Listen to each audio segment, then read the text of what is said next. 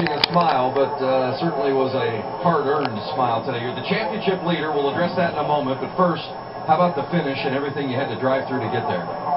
You know, I raced pretty hard last week at Texas, and a couple guys gave me flack for it. But there's a difference between racing hard and what we saw today. That was, borderline ridiculous at times. Well, we survived, and I'm proud of everyone on the Miller Lite team for that. We had a great car, and things just didn't quite play to our strengths, but that's okay. I felt very lucky to make it through all the corners today. You have a 21-point lead in the championship. What was your initial thought when you realized that Jimmie Johnson had been involved in the accident? My initial thought was I heard he blew a right front tire, and I was thinking, what conspiracy theorist is going to come up with a theory on this one? And then you realize that the same thing can happen to you, and so you try not to let that get into you too much, and try to just focus on what you got and make sure you don't have the same problem. And that was really what I was thinking. Obviously, there's no guarantees. We could go next week to Homestead and have the same problem, and Jimmie take the point lead back over. So no guarantees, but very proud to have that points lead heading into next week. Yeah, glad you're okay. I know there was some heavy contact there on that car, Brad Keselowski. Dave? Since we are standing by with Jimmie Johnson, finishes 33rd today, 21 points behind. Jimmie, what is your view of the championship now? It's way out of our control, obviously, with the problem we had today. We still have to go to Homestead and race, and anything can happen down there, but not the position we want to be in leaving Phoenix. So, I feel terrible for my team and how hard these guys work. Everybody at Hendrick Motorsports, Lowe's, Cobalt Tools, Chevrolet, across the board, there's been a huge effort put into this to try to get us a championship, and I just hate for our day to turn out as it did today. But it's racing, and we'll go to Homestead and do all we can down there and see how things pan out. Jimmie, what was going on with the race car, and what were you trying to do with it when the accident occurred? We were cruising along, and I think we're going to have a top 10 day, maybe a top 5 day if things worked out at the end.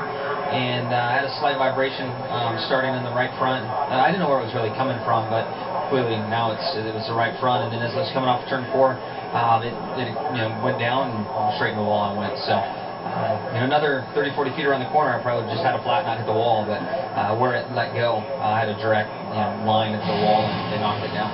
It usually smiles on you. It didn't seem to that time. No, it's the way it goes. Anything can happen in racing. I'm very proud of the year. I'm very proud of the effort my entire Lowe's team has put in. I hate to see it potentially end this way, but again, that's racing. I've been doing this a long time, and I've won a few championships, and I've lost a lot. Losing isn't any fun. But we'll be back next weekend and next year, hungrier than ever, and do the best job we can. And now, double-checking timing and scoring, it is 20 points now that Jimmie is behind Brad Keselowski. Yeah, because the race ran some extra laps, Jimmie was able to gain one more spot and finish 32nd instead of the 33rd. Yeah, he did. We thought we couldn't make the spot, but he did. Because the race went extra laps, he passed David Reagan there. Well, while Jimmie's left to answer the what happened question, Kevin Harvick is driven in to the winner's journey. The report from ESPN's Marty Smith that he would leave this team for Stewart Haas Racing after next season. And then, for the first time in a long time, Harvick and Richard Childress Racing line up in victory lane at the end of a bizarre race. If the finishing order doesn't change, NASCAR are going to go back, as always, and review the final results. If things stay as they are now, Brad Keselowski goes to the final race next Sunday with a 20-point lead.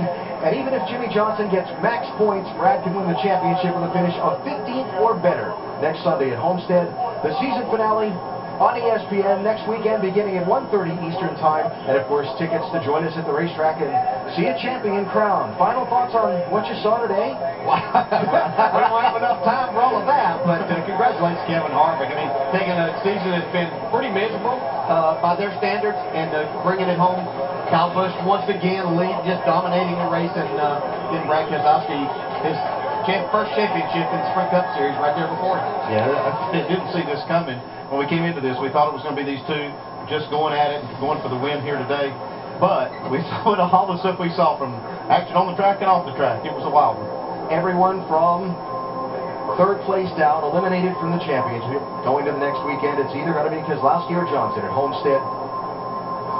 Let's see, we had today the 5-time champ hit the wall and put a severe hurting on his championship chances. We had a fight. We had a green-white checker finish. We had a guy who's been in the news for leaving a team after another year and change win the race. And we set up the season finale for next weekend. Speaking of season finales, the Automobile Club of Southern California NHRA Finals at 7 Eastern tonight on ESPN2. And next weekend we crown champions in the NASCAR Nationwide Series on Saturday with the Ford EcoBoost 300, 4 Eastern time ESPN. And then the NASCAR Sprint Cup Series, Ford EcoBoost 400 next Sunday starting at 1:30 Eastern on ESPN. There is a lot to talk about from today's Phoenix race. And we'll do more on SportsCenter coming up next from here at Phoenix International Raceway. Mayhem, chaos, championship altering. And I could go on, but I'm out of time. The end result, Brad Keselowski with a pretty decent lead in the championship going to the finale next week. And Kevin Harvick celebrating with Richard Childress in Victory Lane at Phoenix. SportsCenter is next.